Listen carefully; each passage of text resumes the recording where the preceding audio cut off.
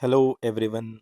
आज हम लोग देखेंगे एक बहुत बहुत ही इम्पोर्टेंट टॉपिक जो अभी दुनिया में चल रहा है, जिसे कहा जाता है मिडिल ईस्ट क्राइसिस, जिसने पूरा दुनिया को ट्रांसफॉर्म करने की ताकत रखता है। तो सबसे पहले हम लोग जब देख रहे हैं यहाँ पे, तो सबसे पहला मिस्टेक ये हो गया है कि ये मिडिल ईस्ट क्राइसिस है या वेस्ट एशिया क्राइसिस है।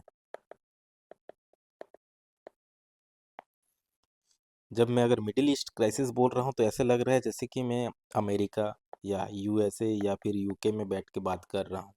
लेकिन क्योंकि ये जो कॉन्स्ट्रक्ट है मिडिल ईस्ट, क्या है कि मिडिल ईस्ट की जो ईरान, गल्फ या फिर अरब रीजन है, ये यूके के पर्सपेक्टिव से देखेंगे, लंदन के पर्सपेक्टिव से देखेंगे तो ये मिडिल ईस्ट होगा, अपना इंडिया ईस्ट होगा, जापान वगैरह हो गया फार ईस्ट होगा।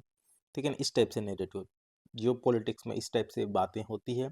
और ये पॉलिटिक्स ऑफ वर्ड बहुत इंपॉर्टेंट होता है, जो कि कई बार हेजेमनी को भी दर्शाने की कोशिश करता है और एक कॉमन नॉर्म्स बन जाता है। तो ये गलती ही है। जब हम भारत से बात करते हैं तो हमारे लिए तो ये जो हो रहा है वो हमारे नेबर्स स्टेट में है, वो भी वेस्ट में है। तो हम लोग के लिए सही तरीका है कि वेस्ट एशिया का जो क्राइसिस है वो उसको अंडरस्टैंड करते हैं। और इसमें सबसे जो की प्लेयर जो हम लोग को मिलेंगे वो क्या रहेगा, एक है इजराइल, एक जो है इजराइल है, इजराइल। दूसरा कौन सा है, ईरान। और तीसरा यूएसए और उसके अलाइज। ठीक है ना, बहुत सारे जो कंट्रीज जो यूएसए ने पेट्रो डॉलर पैक्ट कर लिया है वो कंट्रीज होंगे। तो लेकिन सबसे पहले अगर यहाँ पे देखें तो ये मोस्टली हमको दिख रहा है यूएसए वर्सेस ईरान, जिसमें मोस्टली इजराइल एक इम्पोर्टेंट एक्टर है। तो ये जो कॉन्फ्लिक्ट है, ऐसा नहीं है कि अभी इरप्ट हो गया है या आज ही इरप्ट हुआ है। इसके पीछे का बहुत बड़ा कारण भी है, एक हिस्ट्री है इसका। तो हम लोग जब क्लासेस के आगे जाएंगे तो हम लोग को पता चलेगा, देखेंगे कि कौन कौन सा हिस्टोरिकल फाउंडेशन कैसे है इस वॉर का, बोल सकते हो इस कॉन्फ्लिक्ट का, या फिर किस टाइप से स्ट्रेटेजिकल डॉक्ट्रिन आया है और कौन सा देश किस टाइप से इस गेम को खेल रहा है। जो गेम थ्योरी के एस्पेक्ट्स में जब हम पढ़ते हैं वो, उसके बाद न्यूक्लियर का डायमेंशन क्या है ये देखेंगे। साथ में क्या ये इकोनॉमिक वॉरफेयर है या फिर एक ग्लोबल सप्लाई चेन के लिए किस तरीके से वाटर सेट मूवमेंट है, हम इसे पता करेंगे और देखेंगे। और ही साथ साथ ये देखेंगे कि इस क्राइसिस के कारण कैसे कैसे इवेंट आ रहे हैं, एनर्जी मार्केट में क्या हलचल चल रही है, इंटरनेशनल जियोपॉलिटिकल नए नए अलायंसेस कैसे बिहेव कर रहे हैं, साथ ही साथ ग्लोबल ट्रेड किस तरीके से नज़र आते हुए दिख रहा है। तो सबसे पहले हम लोग देखते हैं फाउंडेशन। फाउंडेशन में जब हम लोग देखेंगे तो हमको क्या पता चल रहा है सबसे पहले कि ये जो ईरान है और यूएस है, इसके बीच का रिलेशन किस टाइप से है। तो हम लोग देखेंगे कि एक वाटर सेट इम्पोर्टेंट पॉइंट आता है जो होता है 1979।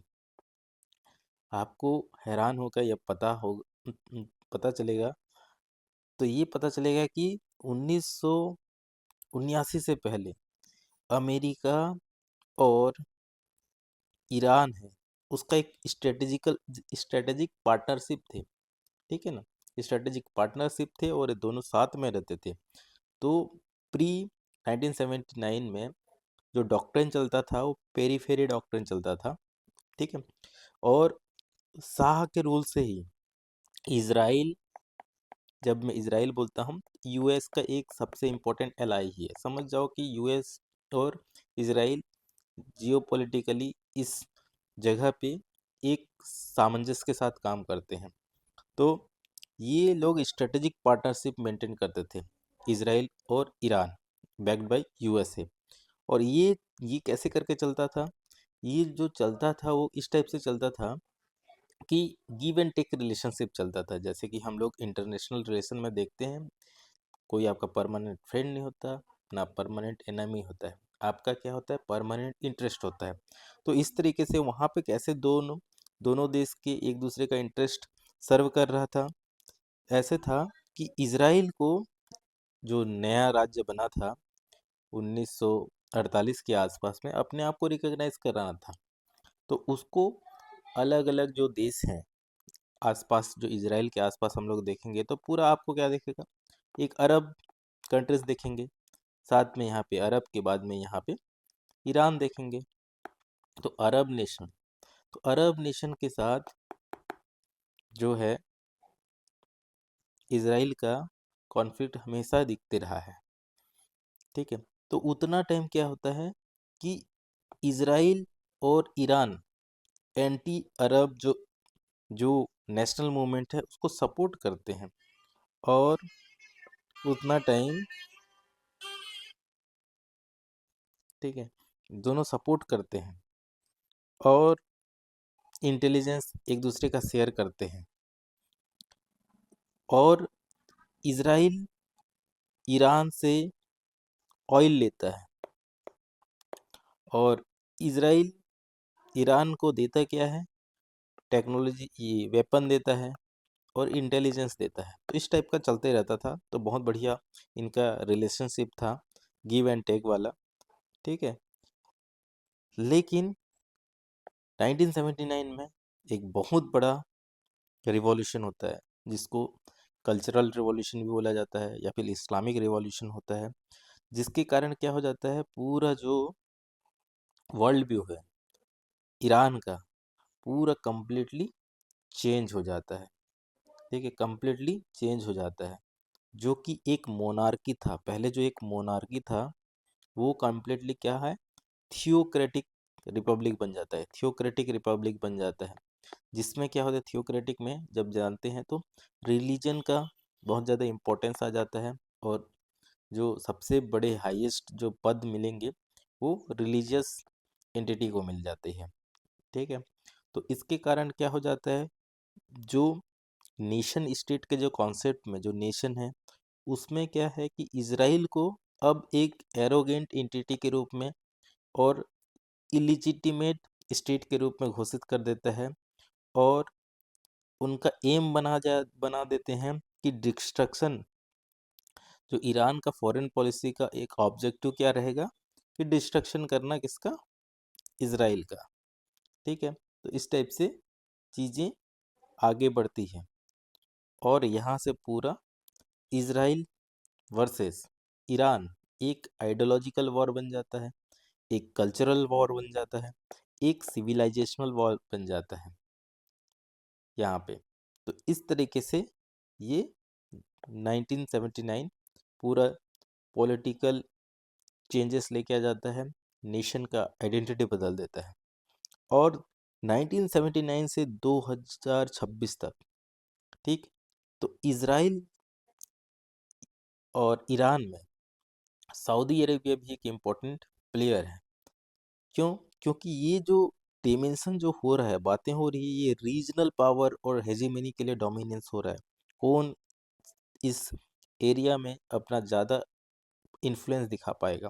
तो इजराइल है यहाँ पे, आपका सऊदी अरेबिया जो अरब वर्ल्ड है उसका नेतृत्व करता हूँ बोलता है, और एक ईरान है जो पर्सिया है, ईरान है। अब ईरान और अरब में, सऊदी अरेबिया में डिफरेंसेस ये है एथनिसिटी के नाम से। तो उसमें क्या है कि यहाँ पे सिया मुस्लिम है और यहाँ पे सुन्नी सेक्ट वाले हैं। तो सिया और सुन्नी का भी एक डायमेंशन आ जाता है। तो 1979 से 2006 तक क्या करते हैं, सिया क्रिसेंट बनाते हैं। ठीक है ना, जो रिंग ऑफ फायर बोल सकते हो, या फिर एक प्रॉक्सी लड़ाई स्टार्ट करता है ईरान और अरब देश या फिर इजराइल के बीच, जिसके थ्रू क्या करता है, जो ईरान है इजराइल के आसपास बहुत सारे प्रॉक्सी नेटवर्क या इंस्टीट्यूशन बनाता है, जैसे कि बाद में हम लोग देखेंगे, जैसे लेबनान, सीरिया, इराक, यमन, यहाँ पे अलग अलग जो फ्रैक्शन ग्रुप्स हैं उनको सपोर्ट करता है, जैसे हिजबुल्ला, हौती रिबेल्स, इनसे। और ये इजराइल को इंसर्कल करता है और अपना स्ट्रेटेजिक डेप्थ बनाने की कोशिश करता है और असिमेट्रिक डिटरेंस कैपेसिटी डेवलप करने की कोशिश करता है। ऐसा होता क्या है कि जो वीक स्टेट होता है वो क्या करता है, ये हमेशा क्या है कि डायरेक्ट वॉरफेयर पे नहीं जाता, ये क्या करता है कि गोरिल्ला वॉरफेयर के थ्रू थ्रू जाता है, ठीक, और अलग अलग तरीके से सडन अटैक करने की बात करती है। तो क्या है, और सिमेट्रिसिटी नहीं रहता, कभी भी कुछ भी कर सकता है, और लेकिन अपने आप को सरवाइव करने के लिए या फिर अपने आप को बलवान बनाने के लिए इस टाइप से मेथड का यूज़ करता है, जो कि अलग अलग जगह से आ सकते हैं। अब चीज़ें बढ़ती गई और 2026 एक इम्पोर्टेंट पॉइंट आता है जिसमें 28 फरवरी, जहाँ पे क्या करता है, अब हद पार हो गई है। इस पॉइंट, ये एक ऐसे फ्लैशिंग पॉइंट आता है जिसमें यूएस और इजराइल मिलके तेहरान के जो सुप्रीम लीडर हैं, जो इस्लामिक रिवॉल्यूशन के बाद सुप्रीम लीडर जिसको बनाया गया था, पोस्ट बनाया गया, और उसके बाद जिनको पॉलिटिकल हेड बोल सकते हो, जो कि एक रिलीजियस हेड भी है, उनको क्या करते हैं, ख़त्म करते हैं। तो क्या है कि डायरेक्ट किल करते हैं सुप्रीम लीडर खमानी को, और ये क्या करते हैं कि न्यू प्रेसिडेंट स्टार्ट करते हैं, मतलब क्या है कि ऐसा हम लोग देखते नहीं हैं बहुत सालों के बाद कि एक डायरेक्टली आप किसी देश या स्टेट के जो हाईएस्ट अथॉरिटी है उसको ही क्या करो, डायरेक्टली किल करो। तो यहाँ से स्टार्ट होता है ऑपरेशन एपिक फुरी, जो अभी चल रहा है, ठीक। नेक्स्ट हम लोग देखेंगे कि ये जो स्ट्रेटजी जो है, इस टाइप से ये दोनों कंट्री अलग होने के बाद 1979 के बाद किस टाइप का स्ट्रेटजी अपना बनाते हैं डिफेंस में, और ये जो प्रॉक्सी जो खेल है गेम, और डायरेक्ट जो थ्रेट है एक दूसरे से जो लड़ते हैं, तो कौन सा स्ट्रेटजी रहता है, कई बार पूछ देता है, और बहुत सारे पॉइंट यहाँ पे हम लोग को जानने के लिए मिलेगा। तो सबसे पहले अगर देखा जाए तो हम लोग ने देखा कि 1979 से लेके 2000 जो 25-26 तक हम लोग देख रहे हैं कि जो ईरान है वो क्या कर रहा है, अपना नेटवर्क को इवोल्यूट कर रहा है, जिसमें उसने एक्सिस ऑफ रेजिस्टेंस बनाया है, किसके अगेंस्ट, इसराइल या फिर यूएस के अगेंस्ट बनाया है, जिसमें क्या कौन कौन से है, एक तो हिजबुल्ला है, हमास है, होती है, और इराक पॉपुलर मोबाइल फोर्सेस है, ठीक है। तो ये जो पहले जो ये जो नेटवर्क जो बनाया है अलग अलग इंस्टीट्यूशन का अलग अलग देश में, जैसे कि यमन में जाओगे तो हौती दिखेगा, ठीक है, हिजबुल्ला दिखेगा, हमास दिखेगा इसराइल में, ठीक है, हिजबुल्ला दिखेगा, इराक में दिखेंगे। तो अब ये जो है इनका एक नेटवर्क बनाते हैं, और इस नेटवर्क जो पहले सेंट्रलाइज था अब उसको डिसेंट्रलाइज किया जाता है, हायरार्की बेस्ड था अब उसको हॉरिजॉन्टल नेटवर्क किया जाता है। और ये क्या करता है, इसके कारण क्या हो गया है कि अभी का जो वॉरफेयर है वो थोड़ा सा और ट्रिकी होते जा रहा है, क्योंकि अब आपने तो एक लीडर के लीडरशिप को किल कर दिया, डी डिकैपिटेशन बोलते हैं, लेकिन क्या है कि इन्होंने डिस्ट्रीब्यूटिव स्ट्रक्चर इस टाइप का नेटवर्क बना दिया है कि एक मरने के बाद कोई दूसरा आ जाएगा, और हर एक को क्या कर दिया है, ऑपरेशनल ऑटोनॉमी दे दिया गया है। तो इस टाइप का जब नेटवर्क इवॉल्व हो रहा था, तब इजराइल का जो पॉलिसी जो था वो क्या था, सिंपल था, द बिगेन डॉक्ट्रिन जिसको बोलते हैं, उसमें ये था कि हम लोग क्या करेंगे, प्रीएम्प्टिव स्ट्राइक करेंगे against any regional actors attempting to acquire nuclear capabilities based on the lesson of 1981 Osirak strike से सीखे और बोले कि नहीं, हम क्या करेंगे कि कोई भी देश, ठीक है, चाहे वो इसराइल के अंदर हो, लेबनान के अंदर हो, यमन के अंदर हो, कोई भी अगर ऐसा देश जो न्यूक्लियर कैपेसिटी बनाने की कोशिश करेगा या न्यूक्लियर बम बनाने की कोशिश करेगा, हम लोग पहले से जाके उसकी जो इंफ्रास्ट्रक्चर है उसको डिस्ट्रॉय कर देंगे।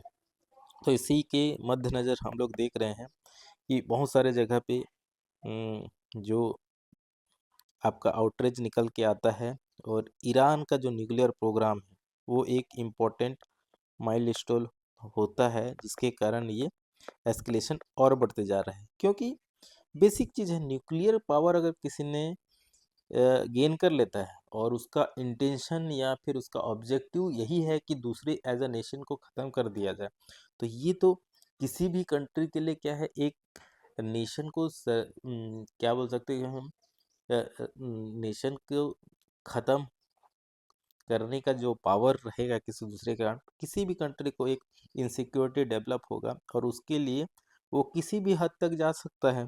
तो इज़राइल यही है।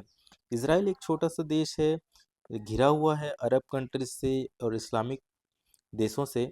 तो वो अपने आप को बचाने के लिए तो क्या है, इस टाइप की स्ट्रेटजी स्टार्ट करता है कि कोई भी अगर न्यूक्लियर बना रहा है बम वगैरह, तो वहाँ वो फैसिलिटी को ही सबसे पहले डिस्ट्रॉय किया जाए। दूसरा जो पॉलिसी जो है वो फॉरवर्ड डिफेंस स्ट्रेटजी बोला जा सकता है।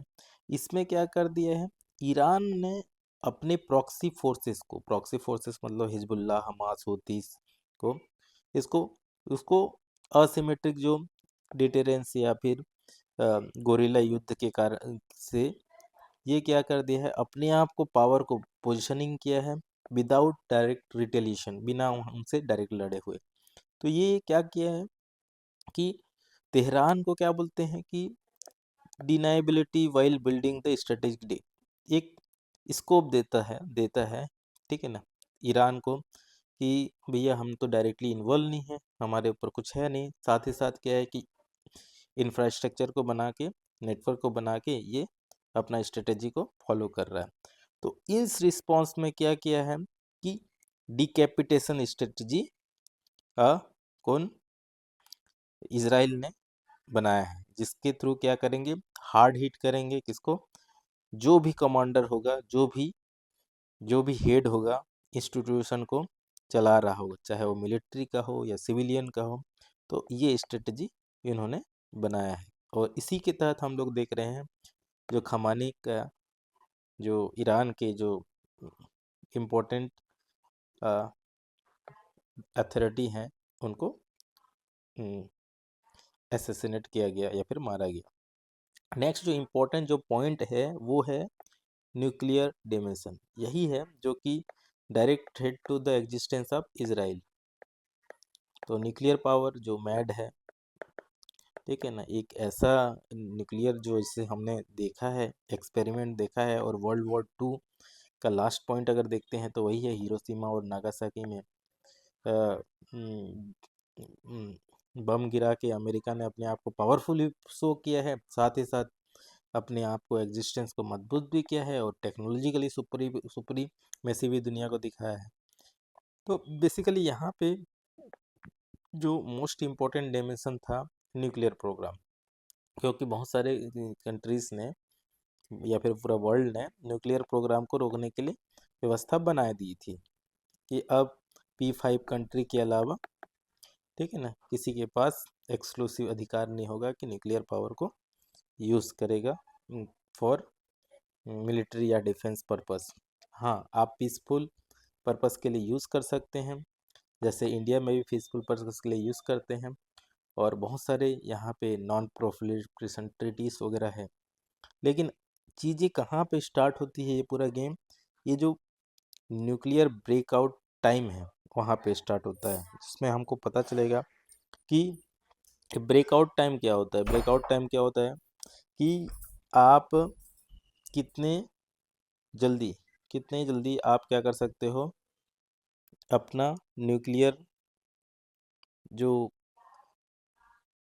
फ्यूल है उससे आप न्यूक्लियर बम बना सकते हो। तो पहले जो था, जब 2015 के आसपास, जब यूएसए प्लस P5, यहाँ पे P5 country plus European Union मिल के इसराइल के साथ जब ईरान के साथ जब संधि किए थे, जिसको बोलते हैं joint comprehensive pact of agreement, जिसमें दोनों के दोनों ने हॉल्ट करने की बात की थी, तो वहाँ पे 12 महीने के आसपास का ब्रेकआउट टाइम था। लेकिन अभी रिसेंटली 2024 में हमें पता चला कि मात्र 2 वीक में ही, 2 सप्ताह में ही ईरान के पास कैपेसिटी आ गई है कि न्यूक्लियर बम बना सकता है और उसको एक्सपेरिमेंट कर सकता है। दूसरा जो इम्पोर्टेंट चीज़ हम लोग को मिलता है प्रोलिफिकेशन का, जो यहाँ पे क्राइसिस आ रहा है, कि सबसे पहले 2018 में यूएस विड्रॉल कर देता है। यूएस विड्रॉल कर देता है जॉइंट जो कॉम्प्रिहेंसिव पैक्ट बना था, ठीक है ना, P5 प्लस यूरोपियन और ईरान के बीच। उसके बाद क्या है कि ईरान अपना जो न्यूक्लियर प्रोग्राम बहुत फास्ट बना रहा था और 60% का प्योरिटी के साथ या फिर इनरिचमेंट प्रोग्राम कर कर चुका था और कर रहा था। और जैसे कि हम लोग को पता है, सिविलियन पर्पस के लिए अगर आपको यूज़ करना है न्यूक्लियर एनर्जी का, तो आपको क्या है, मात्र 3 से 5% का यूरेनियम की जो इनरिचमेंट की ज़रूरत पड़ता है।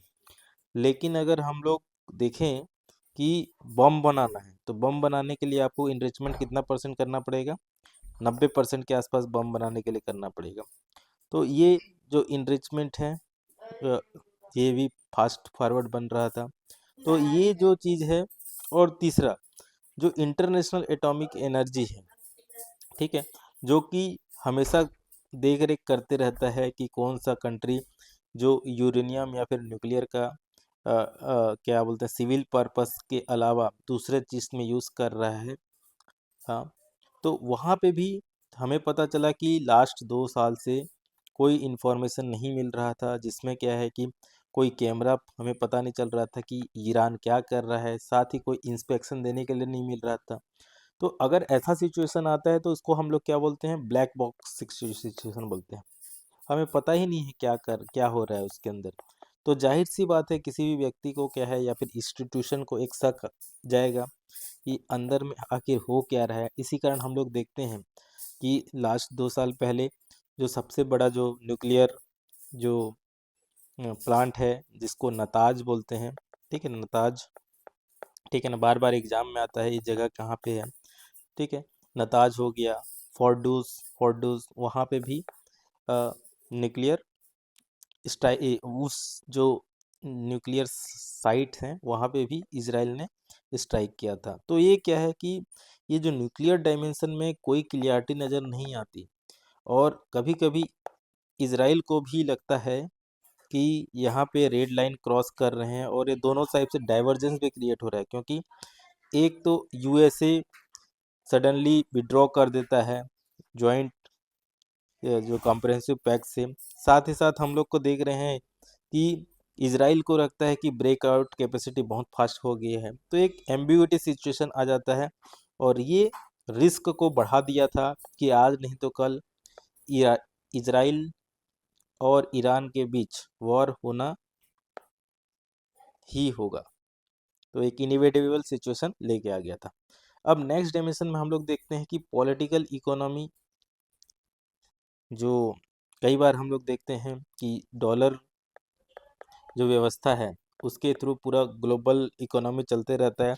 तो यहाँ पे जो सैंक्शंस हैं या फिर एनर्जी वॉरफेयर है, उसमें किस टाइप से मतलब ये इकोनॉमिक वॉरफेयर यहाँ पे जा रहा है, जो हमें पता चल रहा है। तो सबसे पहले हम लोग अगर देखा जाए तो ईरान ने ये वॉर के लिए प्रिपरेशन बहुत पहले से कर लिया था, ऐसा लग रहा है। उसने बहुत सारे जो जो एग्जाम्पल देखें, जिसमें क्या है कि जब रशिया ने यूक्रेन के ऊपर कब्जा किया था या फिर वॉर किया था, तब क्या हुआ था कि अमेरिका ने रसिया को यूएस के जो पेमेंट सिस्टम है, ठीक है, यूएस के पेमेंट सिस्टम या फिर ग्लोबल जो पेमेंट सिस्टम है, उससे बाहर कर दिया था और रसिया के पूरे डॉलर को फ्रीज कर दिया था। तो वो ग्लोबल इकोनॉमी से बाहर हो गया था। लेकिन इस टाइम में ईरान ने बहुत ही दूसरे तरीके से अपनाया, और एक इसको सरवाइव करने के लिए, और सरवाइव कर रहा था, बहुत सारे से सैंक्शन लगा है, इकोनॉमिक सैंक्शन, लेकिन इसको सरवाइव करने के लिए उसने ईरान इराक में शैडो बैंक स्थापित कर दिया था। हर एक जो स्टेट का इंस्टीट्यूशन है सबसे पहले कैप्चर किया, इंक्लूडिंग बैंक। उसके बाद उसको उसको सिस्टम से अलग रखा, यूएस सैंक्शन से अलग रखा। साथ ही साथ बहुत सारे प्रॉक्सी कंट्रोल इंस्टीट्यूशन बनाया, जिसके कारण क्या है कि अपना इकोनॉमी को यूएस या फिर ग्लोबल ग्लोबल इकोनॉमी से अलग रख रहा था। अब चीज़ें तो सही इस टाइप से चल रही थी, लेकिन जैसे ही वॉर का सिचुएशन हुआ अभी 18 मार्च 2026 को, इजराइल ने, जो कि सबसे बड़ा रिजर्व था, कहाँ, सबसे बड़ा रिजर्व जो नॉर्थ डोम फील्ड या फिर साउथ पार्स फील्ड है, उसको अटैक कर दिया। और अब देखो ये सिचुएशन थोड़ा सा कॉम्प्लिकेट हो गया, क्योंकि अब तक आपने मिलिट्री इंस्टॉलेशन या इंफ्रास्ट्रक्चर को डैमेज कर रहे थे। इससे इसके बाद आपने पॉलिटिकल जो अथॉरिटी है या फिर कल्चरल हेड है उसका असैसिनेशन किया। अब आप डायरेक्टली क्या कर रहे हो, इकोनॉमिकल जो जो इकोनॉमिकल जहाँ पे फाइनेंस जनरेट होता है और सप्लाई चेन है उसको ध्वस्त करने की बात कर रहे हो। तो इसी कारण अभी का जो वॉर है और ज़्यादा अनसर्टेन हो जाता है, क्योंकि अब डायरेक्टली आप इकोनॉमिक फैसिलिटी के ऊपर भी आप बम्बार्डिंग कर रहे हो, और इसका रिपरकशन मात्र इस ईरान पे ही नहीं होगा, पूरे ग्लोबल सप्लाई चेन में होगा, जिसका खामियाजा पूरे दुनिया देख रहा है। और जैसे कि भारत में भी आपको गैस की किल्लत हो रही है, साथ ही साथ पूरा पेट्रोल का जो दाम है अचानक $120 पहुंच गया था, जो $60 होता दुगना हो गया था, फिर अभी भी $100 के आसपास है, ठीक है, $80 के आसपास है।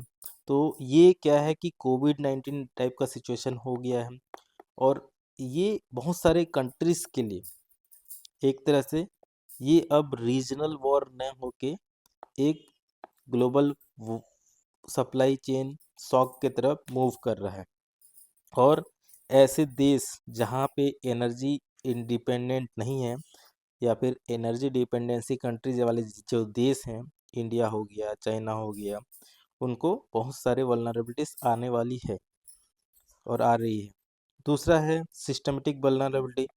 तो ईरान के जो एसेट्स हैं, ईरान के एनर्जी एसेट को डिस्ट्रॉय किया जा रहा है, और साथ ही साथ ईरान ने भी जो इसराइल या फिर यूएसए बैक बहुत सारे जो कंट्रीज हैं वहाँ पे भी अटैक करना शुरू कर दिया था, जैसे कि आपको पता होगा कतर पे, सऊदी अरेबिया, यूएई, ठीक, बहरीन। तो यहाँ के भी फैसिलिटीज़ को वो लोग एक दूसरे को ख़त्म कर रहे हैं। तो इस तरीके से हम लोग देखा जाए तो ये एक ईरान और इजराइल को कॉन्फ्लिक्ट ना होके पूरे ग्लोबल जो सप्लाई चेन एनर्जी का है उसको इफ़ेक्ट कर रहे हैं, जिसके कारण जितने भी कंट्रीज हैं वो सफ़र कर रहे हैं।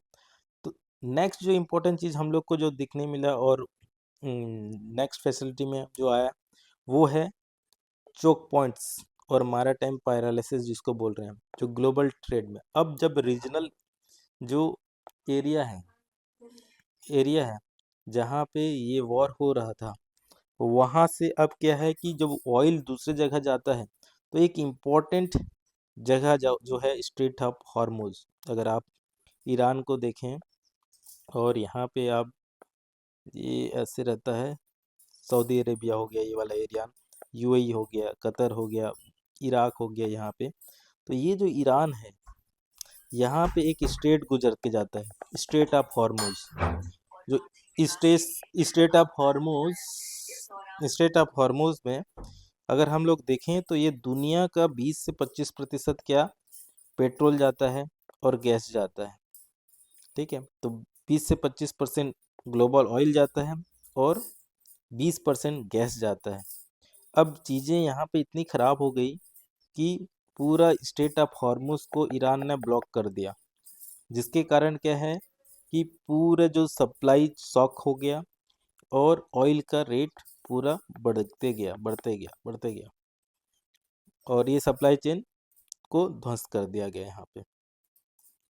नेक्स्ट जो हम लोग को देखेंगे, और दूसरा जो जहाँ पे है रेड सी, अगर नीचे तरफ से अगर ये सुएज कैनाल से अगर हम लोग अरब के आसपास आएंगे तो हम लोग को यहाँ पे आपको मिलेगा रेड सी। रेड सी में देखेंगे तो रेड सी में भी समस्या ये हो गया कि जो ईरान के जो प्रॉक्सी बोला जाए, जो यमन में जो लड़ाई कर रहे हैं जिसमें होती रिबल, तो उसके कारण वहाँ पे भी प्रीमियम बढ़ गया है। तो अब क्या हो गया, सिचुएशन ये हो गया है कि आप जो वेस्ट एशिया या मिडिल ईस्ट से तेल और ऑयल को सप्लाई नहीं कर सकते, तो आपको पूरा कंप्लीटली नीचे से जो गुड होप है वहाँ से जाना पड़ेगा। अब वहाँ से अगर जाना पड़ रहा है तो आपको क्या है, तीन चार चीज़, आपका टाइम बढ़ते जा रहा है, दूसरा आपका कॉस्ट बढ़ते जा रहा है, तीसरा आपका इंश्योरेंस का रिस्क बढ़ते जा रहा है। तो यहाँ पे प्लस यहाँ पे और इंडिया के हिसाब से देखा जाए तो यहाँ पे तो बहुत सारा प्रॉब्लम आ गया है। बहुत सारा प्रॉब्लम आ गया है मतलब क्या, कि एक तो आपका जो इम्पोर्टेंट जो कॉरिडोर डेवलप होने वाला था भारत और यूरोप के बीच, जो भारत से यूएई सऊदी अरेबिया जाता, फिर आपका इजराइल के थ्रू यूरोप के लिए एक जो आईमेक जो कॉरिडोर बना था, India middle east Europe economic corridor, ठीक है, जो कि अब यहाँ पे बहुत सारे डेवलपमेंट हुई थी। जो G20 में भारत में हुआ था तो उसमें बहुत बड़ा चीज़ें आई हुई थी, और एक वो पॉइंट था जहाँ से कभी कभी लगता है कि ये वॉर की शुरुआत हो गई थी इनडायरेक्टली। दूसरा जो चीज़ हम लोग देखें भारत के लिए, तो एक और सप्लाई चेन था जो भारत के लिए यूरोप के लिए जाना था, जिसके लिए हम लोग ने चाबहार में, ईरान में चाबहार पोर्ट डेवलप किया था, और उससे हम लोग रूस तक जाते थे। तो ये भी ट्रेड रूट जिसमें क्या है कि ये इम्पोर्टेंट भूमिका निभा रहा है। तो यहाँ पे इसको नॉर्थ साउथ ट्रांसपोर्ट कॉरिडोर कहते हैं। तो वहाँ पे भी हम लोग को दोनों के दोनों जगह पे दिक्कत हो रही है। तो इसके कारण सबसे ज़्यादा जो इम्पैक्ट जो हम लोग को झेलने मिल रहा है, या फिर यहाँ पे हम लोग का जो स्थिति है वो बहुत डिलेमा की स्थिति है यहाँ पे हमारे को, क्योंकि हमारे लॉन्ग टर्म दोनों प्रोजेक्ट में आईमेक प्रोजेक्ट प्लस जो नॉर्थ साउथ कॉरिडोर प्रोजेक्ट है, दोनों में यहाँ पे धक्का लगा है। साथ ही साथ जो सबसे इम्पोर्टेंट चीज़ है कि हम लोग को दोनों की तरफ बैलेंस करना पड़ रहा है। तो बैलेंसिंग एक्ट हमारे लिए बहुत ज़रूरी हो गया है, क्योंकि हमारे बहुत सारे स्टेक्स हैं, इकोनॉमिक स्टेक्स हैं, डायस्पोरा रिस्क में है, और डिप्लोमेटिक रिस्क भी है। तो अगर हम लोग भारत अभी भी स्ट्रेटेजिक ऑटोनॉमी फॉलो कर रहा है, स्ट्रेटेजिक ऑटोनॉमी पर फॉलो कर रहा है, लेकिन ये अंडर प्रेशर है। अगर किस टाइप से अंडर प्रेशर है तो देखें तो इंडिया को जो सबसे इम्पोर्टेंट चीज़ है एनर्जी, और एनर्जी के लिए हम गल्फ कंट्रीज़ के ऊपर डिपेंड कर रहे हैं, ईरान के ऊपर डिपेंड कर रहे हैं। लेकिन अगर बात किया जाए तो दूसरे में अगर जो हम लोग का है डिफेंस में जो टेक्नोलॉजी के लिए हम लोग डिफेंस वो कर रहे हैं, किसके ऊपर, इसराइल के ऊपर कर रहे हैं, ठीक। और यूएसए के साथ हमारा स्ट्रेटेजिक पार्टनरशिप है। तो इस तरह से हम लोग देखें तो हम लोग बहुत सारे प्रेशर में है। साथ ही साथ हम लोग देखा जाए तो इकोनॉमिक इम्पैक्ट अगर देखा जाए तो 90% जो क्रूड ऑयल है वहाँ से आ रहा है। 90% क्रूड ऑयल हम लोग का कहाँ से आ रहा है, इन वहाँ गल्फ एरिया किससे आ रहा है, गल्फ एरिया से आ रहा है 90%। और जैसे ही हम लोग को पता चल रहा है कि एक बैरल जो है, मतलब 10 बैरल अगर बढ़ जाता है ऑयल का रेट, तो हमको लगभग लगभग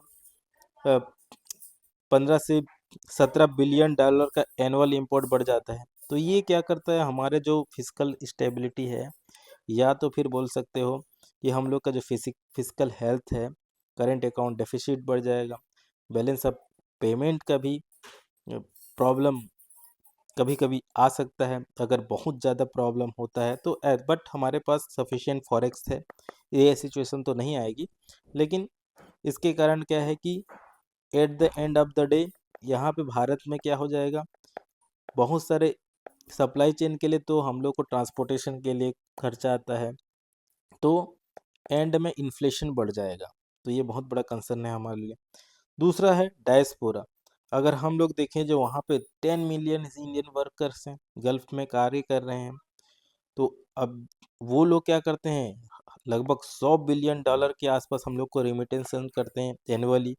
तो ये तो एक तो उन लोग का लिवलीहुड के ऊपर थ्रेटन होगा, तो हम लोग को वहाँ से लोगों को लेके आना पड़ेगा, जैसे कि हम लोग ऑपरेशन सिंधु में करते थे और बहुत सारे ऑपरेशन कर रहे हैं, तो वहाँ से लेके आना पड़ेगा। साथ ही साथ उन लोग के लिवलीहुड को थ्रेटन करेगा और अंत में आपका रेमिटेंस के ऊपर भी असर पड़ेगा, तो यहाँ पे डायस्पोरा का भी रिस्क है।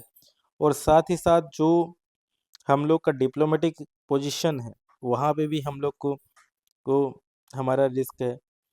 इसीलिए भारत को अगर देखा जाए तो आप देखेंगे हम लोग बहुत जगह पे कोई डायरेक्ट कंडेमनेशन नहीं कर रहे हैं, क्योंकि हमारा बहुत सारे इंटरेस्ट यहाँ पे स्टेक्ड हैं और स्ट्रेटेजिक ऑटोनॉमी को हम लोग फॉलो करने की कोशिश कर रहे हैं और बार बार कह रहे हैं कि किसी भी कंट्री को सॉवरेनिटी को रिस्पेक्ट करना चाहिए, साथ ही साथ जितना जल्दी हो सके पीसफुल निगोशिएशन करना चाहिए। तो हमारा जो ट्रिपल कांस्टेंट है यहाँ पे कि एनर्जी एनर्जी डिपेंडेंसी हम लोग क्या ईरान के साथ है, डायस्पोरा एक्सपोजर है गल्फ के साथ, और ग्रेट पावर अलाइनमेंट पे हम लोग देख रहे हैं वहाँ पे भी चैलेंजेस हैं। तो ये तरह से हम लोग देखें तो हम लोग यहाँ पे एक बहुत बड़े डिलेमा में है। लेकिन अगर इस चीज़ को अगर एक दूसरे एस्पेक्ट के रूप में देखा जाए तो ये भी बात है कि दुनिया का कोई ऐसे कंट्री है जिसका रिलेशन ईरान के साथ भी है, यूएसए के साथ भी है, इसराइल के साथ भी है, सऊदी अरेबिया और सऊदी अरेबिया और यूएई के साथ भी है। तो तो देखा जाए तो इंडिया एक एक निगोशिएटर के रूप में भी निभा सकता है और बहुत सारे जगह कोऑर्डिनेट कर सकता है, चीज़ों को पीस के तरफ ढकेलने ले जाने में बहुत अहम योगदान दे सकता है। अगला जो चीज़ देखते हैं वो है हमारा जो इसराइल के साथ जो कोऑपरेशन है वो बहुत फास्ट फॉरवर्ड बढ़ते जा रहा है। और इसमें से सबसे इम्पोर्टेंट जो हमारे जो है वो है, जैसे बजट में देखते हैं, मिशन समुद्र चक्र, सुदर्शन चक्र। जैसे कि हमारे जो प्राइम मिनिस्टर मोदी जी ने कहा है कि हम लोग को 2035 तक अपने आप को सक्षम बनाना है, ठीक है, अपना डिफेंस सिस्टम को और तगड़ा करना है। जैसे कि ऑपरेशन सिंदूर के बाद हम लोग ने और बहुत सारे डिफेंस सिस्टम को ले आने के लिए एक डेडिकेटेड मिशन बनाया है, सुदर्शन चक्र, जिसमें हम लोग को इस रोड मैप में बहुत सारा चीज़ों के लिए इसराइल की ज़रूरत पड़ेगी। तो अगर हम लोग देखें तो यहाँ पे हम चाहते हैं या फिर इसराइल भी बहुत ज़्यादा हमारे साथ अलाइन करना चाहता है और जुड़ना चाहता है।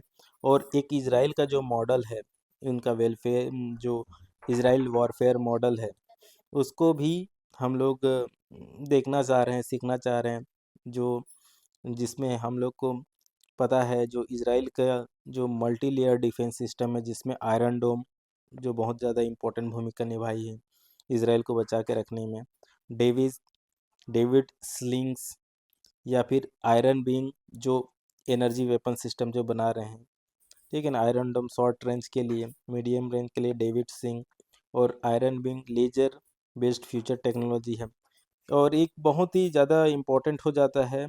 और ये जो है इसराइल ना कि भारत के साथ टेक्नोलॉजी ट्रांसफ़र करने के लिए भी रेडी है। तो इस तरह से हम लोग देखें जाए तो हमारा जो इसराइल के साथ है एक डिफेंस और टेक्नोलॉजिकल जो इंगेजमेंट बढ़ते जा रहा है, और हम लोग के एडवांस सिस्टम के लिए और मिशन सुदर्शन चक्र के लिए एक इम्पोर्टेंट भूमिका निभा सकता है।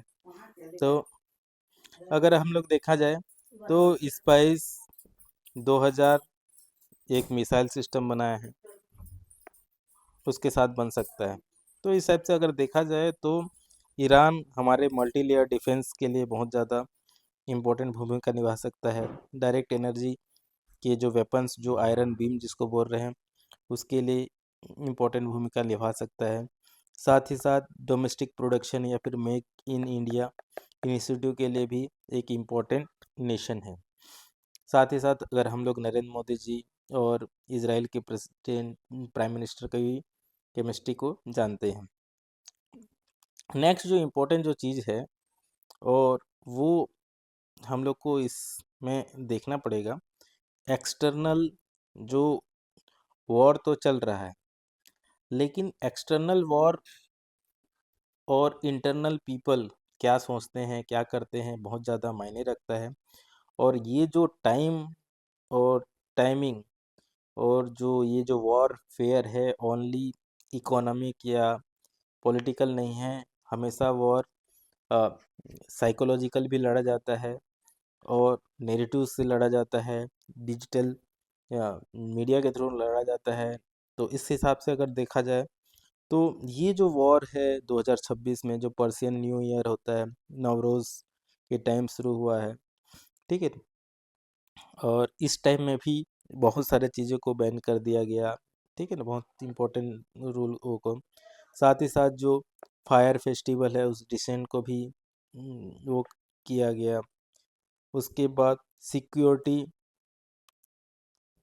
इन्फ्लेशन और फियर ऑफ कॉन्फ्लिक्ट के कारण बहुत सारे जगह पे लोग क्या कर रहे हैं, लोगों को एग्जीक्यूट किया जा रहा है। जो स्टेट के बारे में बोल रहा है उसको एग्जीक्यूट किया जा रहा है। यानी कि यहाँ पे अगर देखा जाए तो कल्चरल ट्रेडिशन को वर्क टाइम में ओवरटेक कर किया जा रहा है, स्टेट वायलेंस कर रहे हैं एग्जीक्यूशन के थ्रू। और लोगों का जो एक फ्रीडम है उसको एक्सप्रेस करने का टाइम नहीं मिल रहा है या फिर एक्सप्रेस करने का स्पेस नहीं दे रहे हैं। तो एक इंटरनल भी एक मूवमेंट चल रहा है, जैसे कि जो महिलाएं हैं उनको अपना फ्रीडम को एक्सरसाइज करने का। तो ये बहुत सारे नैरेटिव्स चल रहे हैं और पोलराइजिंग सोसाइटी बन रहा है। और एक्चुअली में ये बहुत एक इम्पॉर्टेंट पॉइंट है, क्योंकि अमेरिका, यूएसए बाहर से लोगों को मैनिपुलेट करके या फिर वो रिजीम चेंज कराना चाहता था, रिजीम चेंज कराना चाहता था कि सत्ता का बदलाव करना चाहता था। उसका लिए क्या करना चाहता था, इंटरनल यूएसए को लगता था या फिर लगता है कि जिस हिसाब से चीज़ें आगे बढ़ेगी तो लोग ही विद्रोह कर देंगे, जैसे कि बहुत जगह पे हुआ, बांग्लादेश में हुआ, जैसे कि तख्ता पलट। तो मुहिम तो तख्ता पलट का था, लेकिन चीज़ें बढ़ती बढ़ती बढ़ती इस टाइप से हो जाएगा, ये शायद कैलकुलेट नहीं कर पाया। और इस मिस कैलकुलेशन के कारण सिचुएशन क्या होगा हमें पता नहीं है, क्योंकि ट्रम्प भाई साहब भी जीरो अकाउंटेबिलिटी वाले प्रेसिडेंट हैं। तो जो उनके पॉलिटिकल माइलेज के लिए या फिर पॉलिटिकल विक्ट्री के लिए जो इम्पोर्टेंट रहेगा वो चीज़ करेंगे। साथ ही साथ यूएसए में 2 बार ही प्रेसिडेंट बना जा सकता है, तो उसके हिसाब से भी अगर देखें तो जो भी चीज़ कर रहे हैं वो अपने हेजेमनी को बना के रखने के लिए किया जा रहा है। और इसमें कोई शक नहीं है कि न्यू वर्ल्ड ऑर्डर में जो इनडायरेक्टली रूप से चाइना जो थ्रेट है, चाइना को, इवन इंडिया को देखते हुए भी ये पूरा बड़ा गेम खेला जा रहा है। क्योंकि पूरा सबसे ज़्यादा जो घाटा जो 30 कंट्रीज़ को हो रहा है वो है अपना प्यारा भारत और चाइना का भी, क्योंकि ये भी बहुत ज़्यादा डिपेंडेंट है। हालांकि चाइना ने रसिया के साथ गैस का वो कर लिया है, साथ ही साथ ईवी में उन्होंने बहुत आगे बढ़ गए हैं। तो इनडायरेक्टली रूप से हम लोग देखा जाए तो हमारे भारत को बहुत ज़्यादा इससे प्रॉब्लम फेस करना पड़ रहा है। और जिस हिसाब से जो वॉर टाइम के कोऑर्डिनेटर है उनको भी मारा जा रहा है, जो फॉर्मर चीफ नेगोशिएटर है उनको भी रिमूव कर दिया जा रहा है। तो एक तरह से अगर देखा जाए तो ये एक तरह से यूएसए चाहता है कि इस रीजन पे इनिशिएटिविटी हो और इसका रिपरकसन कहीं ना कहीं जाके चाइना और इंडिया पे हो, और जो राइज ऑफ इंडिया और चाइना को वो कम कर सकें। भले ही रसिया रसिया जिसको इस वॉर से सबसे ज़्यादा बेनिफिट हो रहा है, ठीक है ना, वो हो, लेकिन जो है जो मेन और अल्टीमेट टारगेट वो है चाइना है इमीडिएट रूप से, और लॉन्ग टर्म रूप से अपना भारत है। क्योंकि अगला जो कॉम्पिटिटर है टॉप 3 में जो हैं, इंडिया, चाइना यूएसए अगर देखा जाए तो यूएसए अभी रियल टर्म में यूएसए आगे है, इकोनॉमिक टर्म में फिर चाइना है, फिर जापान है, फिर इंडिया है। पर परचेजिंग पावर से देखा जाए तो चाइना है, फिर यूएसए है, फिर इंडिया है। तो क्या है कि एक तरह से क्या है कि ये न्यू वर्ल्ड ऑर्डर जो शेप हो रहा है वो कौन से डायरेक्शन में जाएगा, क्या रहेगा, उसके ऊपर है। साथ ही साथ अब जिस हिसाब से न्यू वॉरफेयर हो रहा है उसमें यूएस किस टाइप से अपने आप को प्रोजेक्ट करता है, क्या वो रीजनल या नेशनल ग्लोबल हेजीमन के रूप में रह सकता है, या तो फिर वो जिस हिसाब से हरकत कर रहा है कि उसका क्रेडिबिलिटी खतरे में है, ये चीज़ हम लोग को इस वॉर के थ्रू दिखेगा।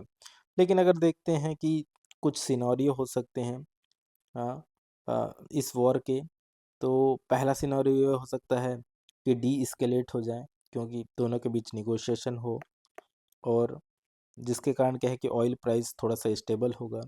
दूसरा, अगर निगोशिएशन अगर नहीं हो पाता है, ठीक है ना, लिमिटेड वॉर बढ़ते जाता है, तो आपका ऑयल का प्राइस और बढ़ जाएगा।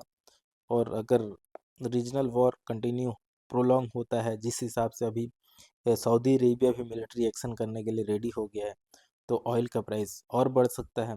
तो इसी हिसाब से अगर देखा जाए तो अब लग रहा है वॉर इज़ न्यू नॉर्मल, और we need to think carefully.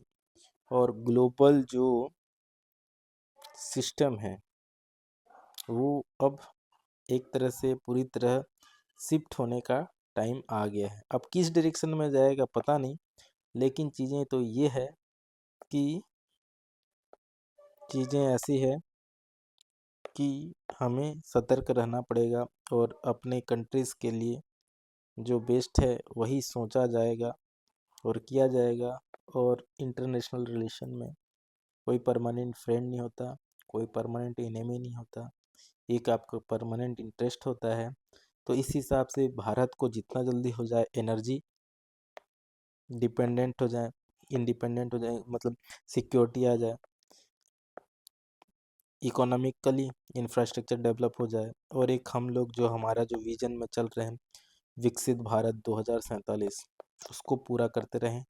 But oil के प्राइस बढ़ेगा तो हम लोग का फॉरेक्स करंट अकाउंट डेफिसिट बढ़ेगा, अपने पैसे ज़्यादा लेने के लिए लेना पड़ेगा, इन्फ्लेशन आएगा, और स्टॉक मार्केट गिरेंगी, और आपका फॉरेन इंस्टीट्यूशनल इन्वेस्टर बाहर जा सकते हैं। तो बहुत सारे प्रॉब्लम यहाँ पे एक साथ हमको दिखते जा रहा है। लेकिन हमारे पास अभी स्टेबल गवर्नमेंट है, जो कि सबसे बड़ा स्ट्रेंथ है हमारे पास। और जैसे कि हम लोग ने कोविड के टाइम को हम लोग ने झेल लिया और सस्टेन किया, फिनेंशियल क्राइसिस को भी झेल लिया, सस्टेन किया, वैसे लगता है कि आने वाला जो ऑयल क्राइसिस है उसको भी हम लोग झेल लेंगे। Thank you.